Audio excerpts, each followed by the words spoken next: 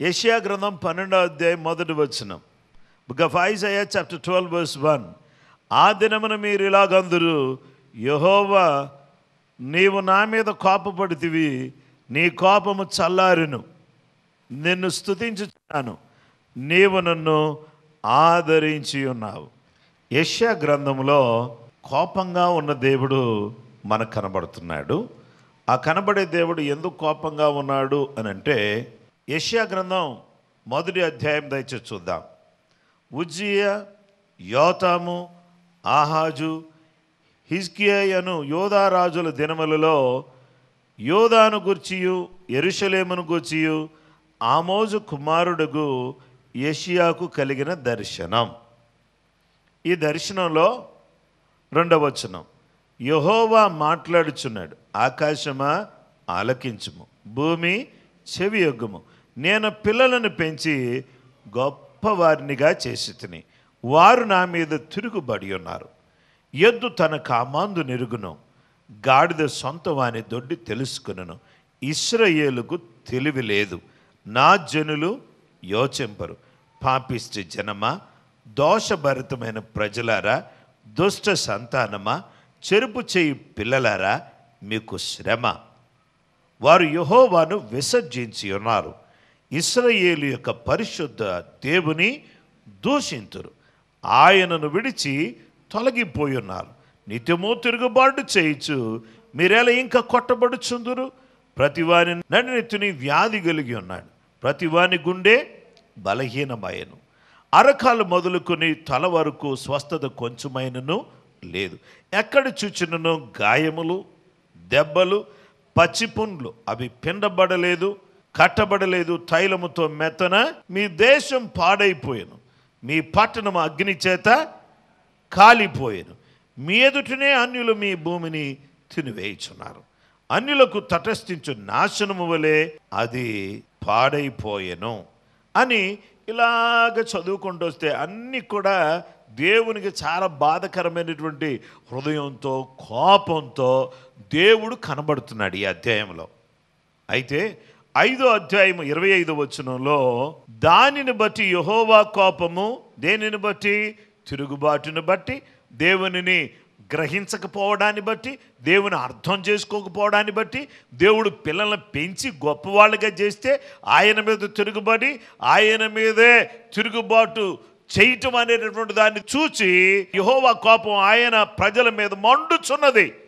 ఆయన వారి మీదకి తన బాహు చాచి వారిని కొట్టగా పర్వతములు వణుకుచున్నవి, వీధుల మధ్యన వారి కళేభరములు పెంటవలే పడి ఉన్నవి. ఇంతగా జరిగినను ఆయన కోపము చల్లారలేదు. దేవుడు కొట్టాడు, ప్రజలు పెంటవలే కళేబరాలు వీధుల్లో పడి ఉన్నాయి, అయినా కానీ దేవుని కోపం చల్లారలేదు. ఇంకా కూడా దేవుడు చెయ్యి చాపే ఉన్నాడు, కొట్టడానికి, ఇంకా కొట్టడానికి, ఇంకా కొట్టడానికి చెయ్యి చాపే ఉన్నాడు. చెయ్యి వెనక్కి తీసుకోలే, దేవుడు కోపంతోనే ఉన్నాడు. ఆ తర్వాత 9వ అధ్యాయం 12వ వచనంలో, తూర్పున సిరియా, పడమట ఫిలిస్తీయులు నోరు తెరిచి ఇశ్రాయేలును మింగివేయవాలనని ఉన్నారు. ఇలాగ జరిగినను ఆయన కోపం చల్లారలేదు, ఆయన బాహు ఇంకా చాపబడి ఉంది. 9వ అధ్యాయం 17వ వచనంలో, వారందరూ భక్తిహీనులు, దుర్మార్గులు అయి ఉన్నారు, ప్రతి నోరు దుర్భాషలాడుచున్నది. కాబట్టి వారి ప్రభు వారి యవనస్తులను చూచి సంతోషింపడు.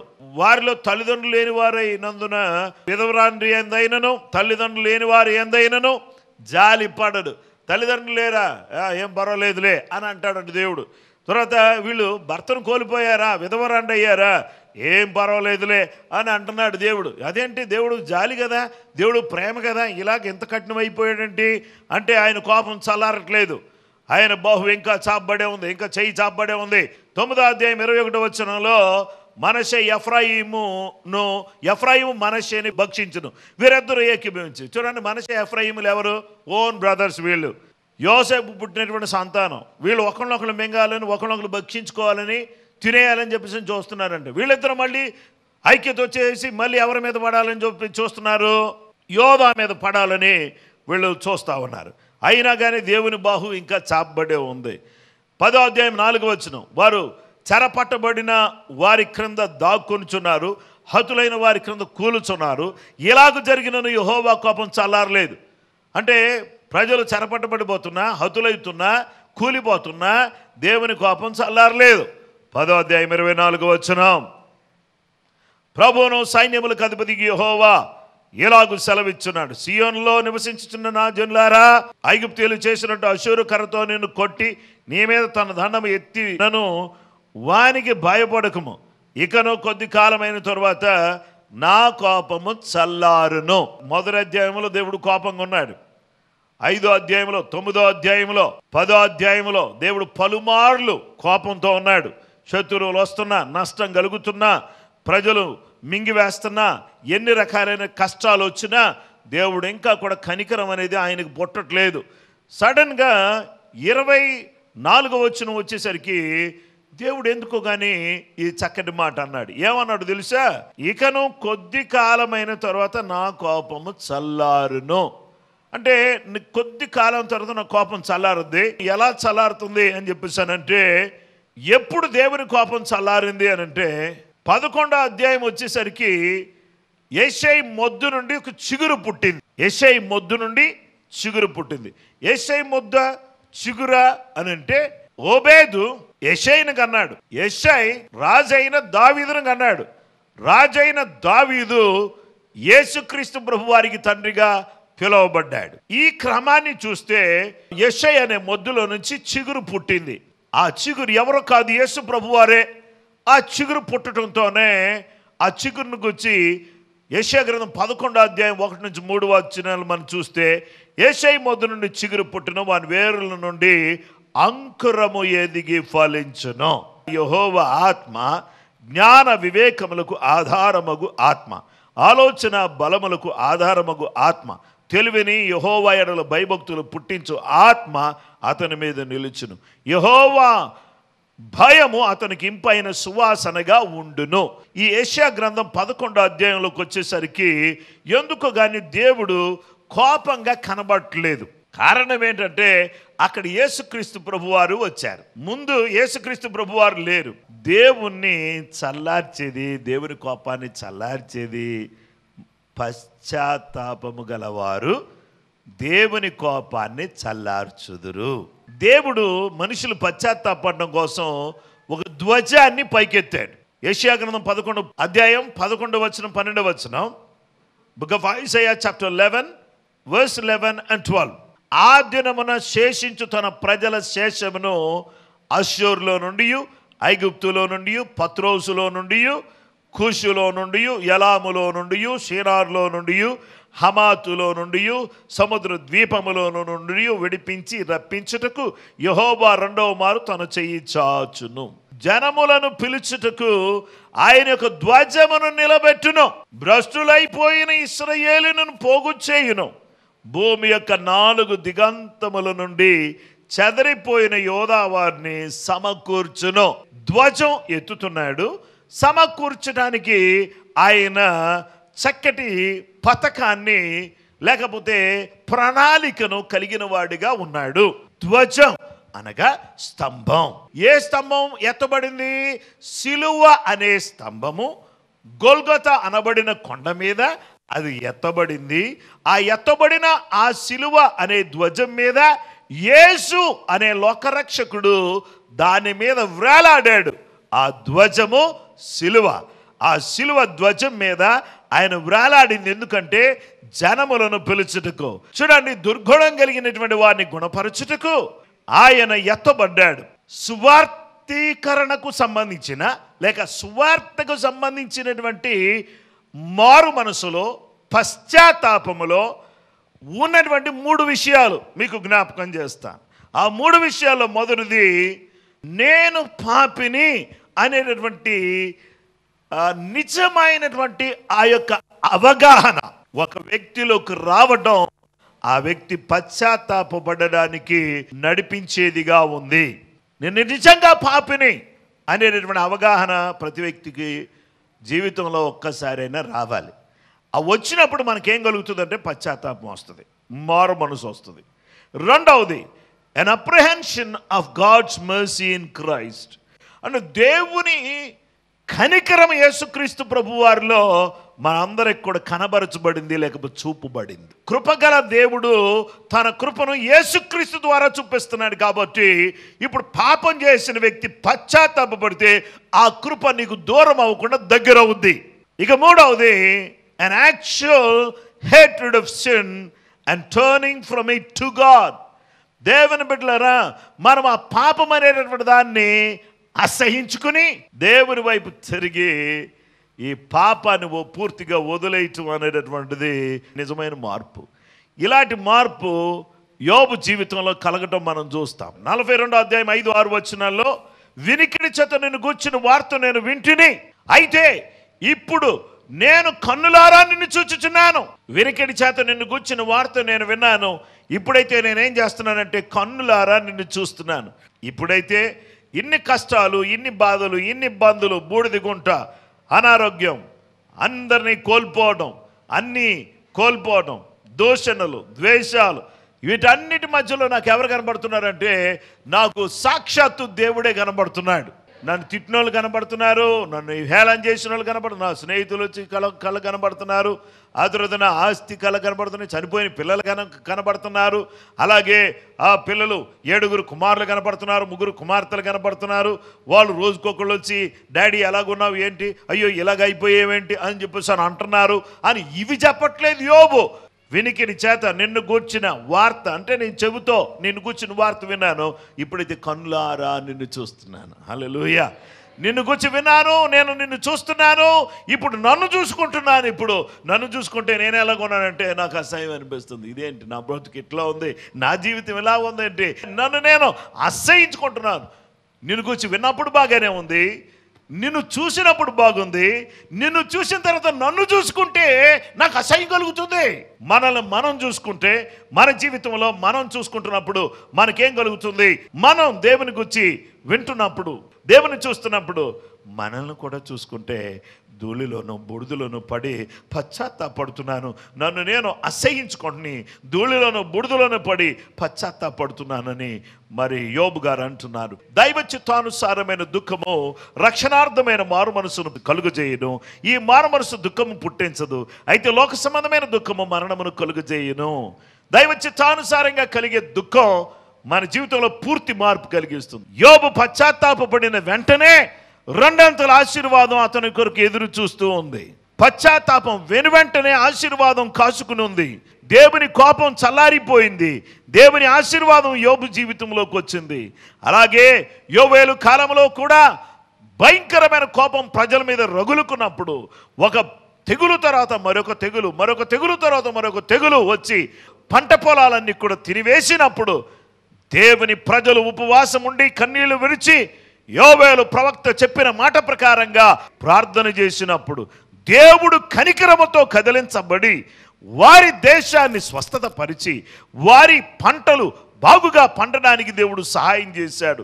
కొట్టలో ధాన్యం ఉండేటట్టు చేశాడు, గానుగుల్లో నూనె ఉండేటట్టు చేశాడు.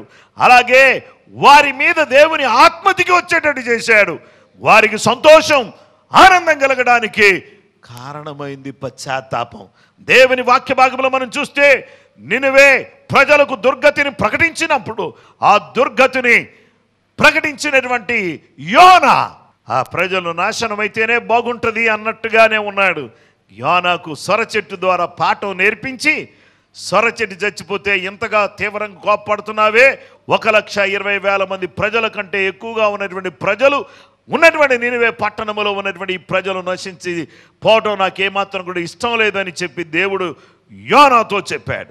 ఉపవాసంతో బూడిదలో కూర్చొని తమ దుర్మార్గతను విడిచిపెట్టి, ఎప్పుడైతే వాళ్ళు దుర్మార్గతను విడిచిపెట్టారో దేవుడు వారిని లయం చేస్తానన్న దేవునికి స్తోత్రం. దేవుడు తన కోపాన్ని చల్లార్చుకుని నినివే ప్రజలను దేవుడు క్షమించేశాడు. దుర్గతిని రాకుండా వాళ్ళ మీదకి వచ్చే నాశనాన్ని దేవుడు తప్పించేశాడు. అందరిని బట్టి దేవునికి స్తోత్రం కలుగును గాక. హల్లెలూయా.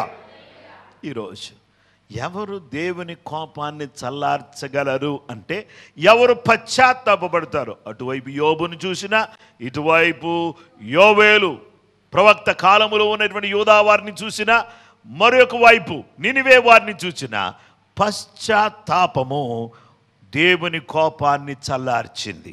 ఈరోజు నీవు విర్రవీగిన దుష్టత్వంతో ఉంటే, దేవుని కోపం వస్తే పర్వతాలే వణికిపోతున్నప్పుడు దేవుని కోపం ముందు నీవు నేను ఏ పాటి? అందుకనే దేవుని కోపం మన మీదే రగలకుండా దేవుని యొక్క పశ్చాత్తాపం, దేవుని యొక్క కరుణ, దేవుని యొక్క కృప మన మీద ఉండడానికి మనం పశ్చాత్తాపడి దేవుని కనికరాన్ని మనం పొందుకోవాలి. ఆయన కోపాన్ని చల్లార్చాలి. ఆ విధంగా చేయటానికి పరిశుద్ధాత్మ దేవుడు మనకు సహాయం చేయాలని కోరుతున్నాం. ఇక రెండవ గుంపు ప్రజలు ఎవరంటే, దేవుని కోపాన్ని చల్లార్చేవారు ప్రార్థన గలవారు. People of prayer. People of prayer will quench the anger of God. దేవుని ఆ కోపాన్ని చల్లార్చేటటువంటి వారుగా ఉంటారు. Book of Isaiah chapter 11 verse 10. ఆ దినమున ప్రజలకు ధ్వజముగా నిలుచుండు యెషై వేరు చిగురునొద్ద జనములు విచారణ చేయును. ఆయన విశ్రమ స్థలము ప్రభావము గలదగును. In the day the root of Jesse will stand as a banner for the peoples. The nations will relay to him and his resting place will be glorious. యెషై వేరు చిగురు దగ్గర ఆ ప్రజలు ఏం చేస్తారంటే ఆయన మీద ఆనుకుంటారు. ఆయన దగ్గర విచారణ చేస్తారు. ఆయన దగ్గర ప్రార్థన చేస్తారు.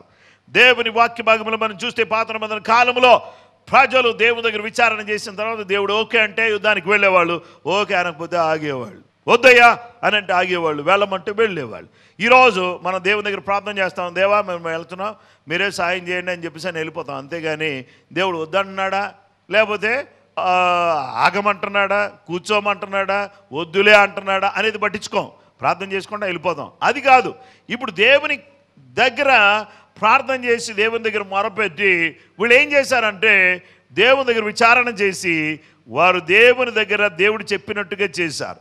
కాబట్టి ఈరోజు దేవుని దగ్గర విచారణ చేయడం, ప్రార్థన చేయడం అనేటటువంటిది, ప్రార్థన గలవారు దేవుని కోపాన్ని చల్లారుస్తారు. ఎందుకంటే మనకందరికీ తెలిసిన రీతిగా మోషే దైవజనుడు, మోషే ప్రార్థనాపరుడు, మోషే దేవుని దగ్గర ప్రార్థన చేశాడు. 106వ కీర్తన 23వ వచనంలో అప్పుడు ఆయన నేను వారిని నశింపజేసేదనెను, అయితే ఆయన వారిని నశింపజేయకుండానట్లు ఆయన కోపం చల్లార్చుటకై ఆయన ఏర్పరచుకున్న మోషే ఆయన సన్నిధిని నిలిచి అడ్డుపడెను. ప్రార్థన చేసేవాళ్ళు దేవుని కోపం చల్లారుస్తారు, దేవునికి అడ్డుపడతారు.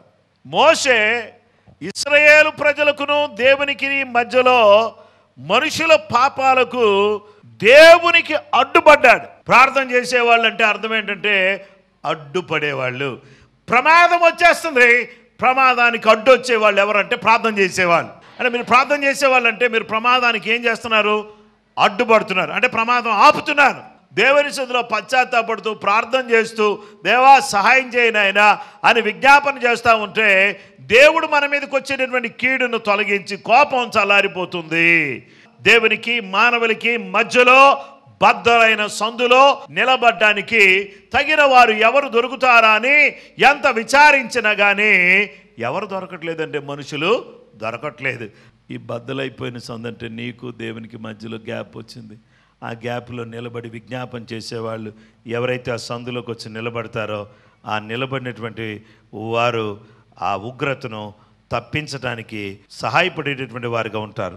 దేవునికి మనుషులకు మధ్యలో ఉన్న సందులో, ఈ బద్దలైన సందులో నిలబడిన వాడు యేసు ప్రభువారు.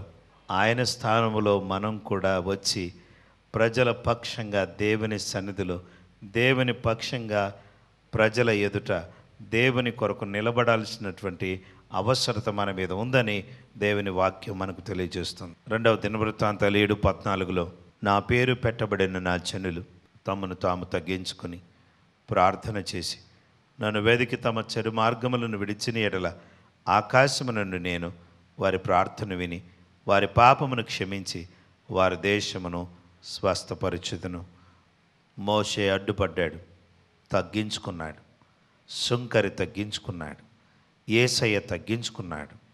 ఈరోజు దేవుని పిల్లలమైన మనం ప్రార్థనలో తగ్గించుకుని చెడు మార్గాలను విడిచి ప్రార్థన చేస్తే మన ప్రార్థన దేవుడు విని మన పాపాలు క్షమించి మన దేశాన్ని స్వస్థపరుస్తాడు.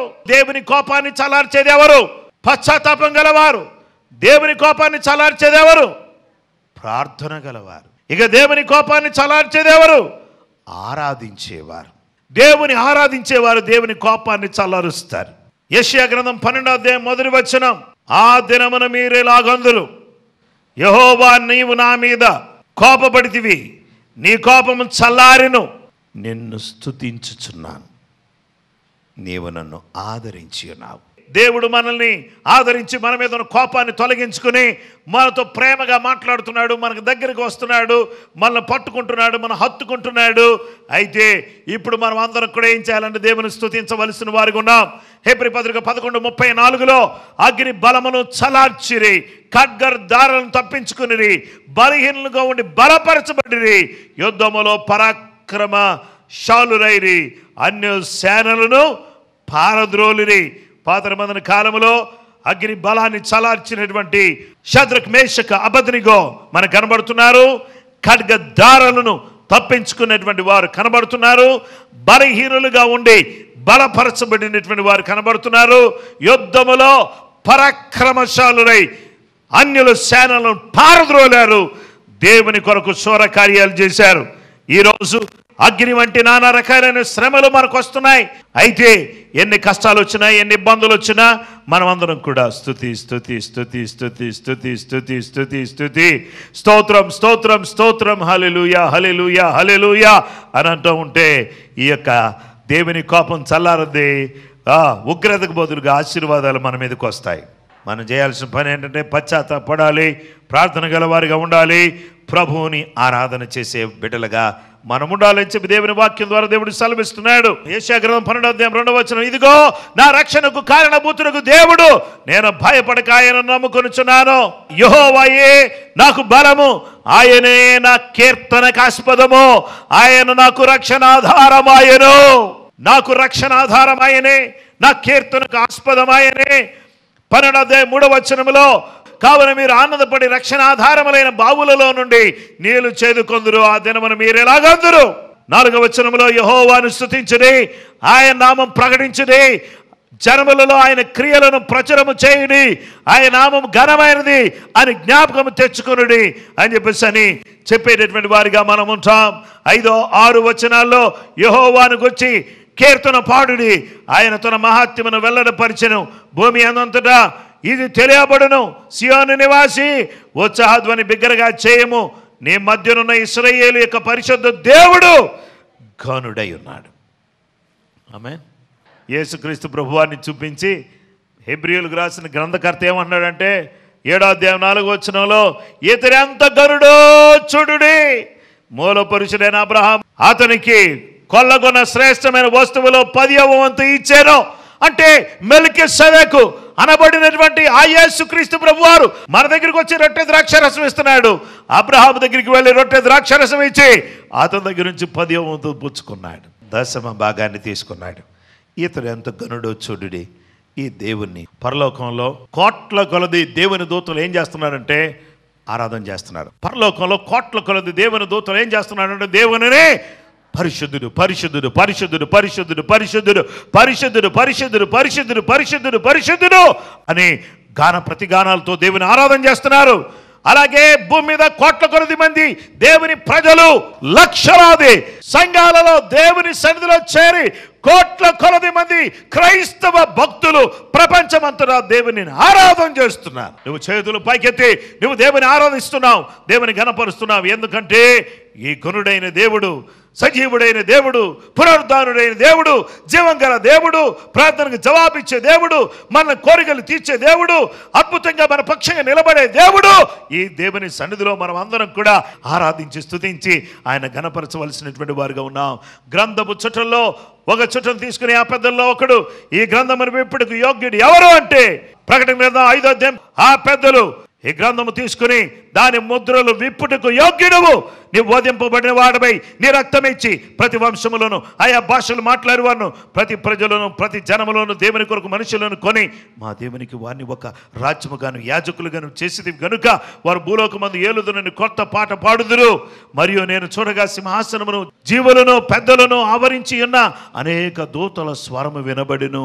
వారి లెక్క కోట్ల కొలదిగా ఉండెను, వారి లెక్క కోట్ల కొలదిగా ఉండెను. వారందరూ వారందరూ ఏమన్నారంటే, ఆ జీవులు పెద్దలు అనేకమైన దూతల స్వరం వినబడుతుంది. వారు వధింపబడిన గొర్రెపిల్ల శక్తియు, ఐశ్వర్యమును, జ్ఞానమును, బలమును, ఘనతయు, మహిమయు, స్తోత్రము పొందనరుడని గొప్ప స్వరముతో చెప్పుచుండిరి. హల్లెలూయా. గొర్రెపిల్ల నీవు యోగ్యుడవు అని గొప్ప స్వరంతో చెప్తున్నారు. పరలోకంలో స్తోత్రం ఉందండి. ఆమేన్. పరలోకంలో ఏముంది? స్తోత్రం ఉంది. అయితే ఇప్పుడు మనం అందరం కూడా స్తోత్రం చెప్తే, మనం అందరం కూడా స్తోత్రం చెప్పి గొర్రెపిల్లకు ఆరాధన. ఎవరికి ఆరాధన? యేసయ్యకు ఆరాధన. ఈ ఆరాధన చేస్తే దేవుని కోపం చల్లారుద్ది. ఎందుకంటే గొర్రెపిల్ల రక్తం, గొర్రెపిల్ల అయిన యేసుక్రీస్తు ప్రభు వారు ఆరాధన చేస్తున్నటువంటి ప్రతి వాళ్ళని ఆశీర్వదించడానికి దేవుడు దిగి వస్తాడు. ఆరోగ్యంతో నింపడానికి దేవుడు దిగి వస్తాడు. దేవుడు కోపం చల్లారుతుంది. గొర్రెపిల్లను ఆరాధిస్తే దేవునికి స్తోత్రం కలుగును గాక. హల్లెలూయా.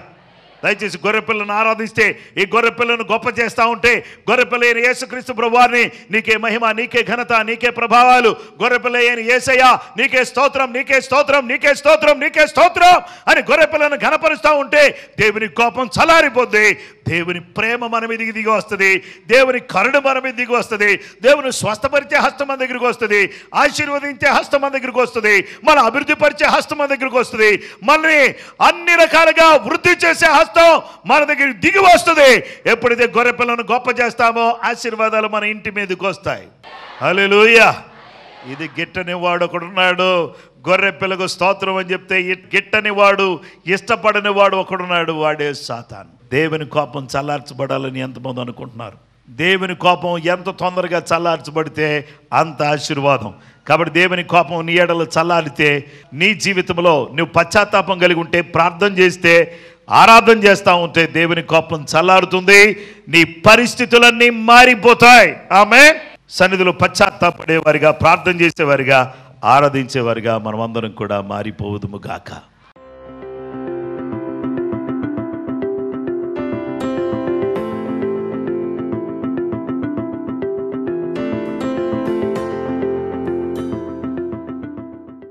ప్రేమ కలిగిన మా తండ్రి, దయగలిగిన మా యేసు ప్రభువా, మీరెంత మంచి దేవుడు నాయన. మేము పశ్చాత్తాపంతో, ప్రార్థనతో, ఆరాధనతో మీ కోపాన్ని చల్లార్చి, మీ ద్వారా వచ్చే ఆశీర్వాదం, స్వస్థత, దీవెన, అభివృద్ధి, సమస్త విధమైనటువంటి ఆశీర్వాదాలు నీ దగ్గర నుంచి మేము పొందడానికి సహాయం చేయండి. నీ దివ్యమైన సన్నిధి ప్రతి బిడ్డకు దయచేయండి. వారిని, వారి కుటుంబాలను దీవించండి. వారు చేస్తున్న ప్రతి పనిలో కూడా నీ ఆశీర్వాదం కలగాలి. ఉద్యోగంలో, వ్యాపారంలో, వారు చేస్తున్న ప్రతి పనిలో, వృత్తిలో నీ ఆశీర్వాదం వారికి దయచేయమని, రాబోయే దినాలు వారికి దీవెనకరంగా, ఆశీర్వాదకరంగా మాకందరికీ నీ బిడ్డలకు ఉండడానికి సహాయం చేయమని, నీ సన్నిధి కాంతిని, ప్రసన్నత మాతో కూడా ఉంచుమని, దీవించుమని యేసు ప్రభు వారి పేరట ప్రార్థన చేసి వేడుకొనిచున్నాం మా పరలోకపు తండ్రి. మా చిరునామా దైవజనులు జాషువా గుమ్మళ్ళ గారు, Peniel gospel church, plot number 22, హిమగిరి నగర్, గంధంగూడ, హైదరాబాద్. మా ఫోన్ నంబర్స్ 9009-2885, 9008-2994, 9246551333, 93911999244.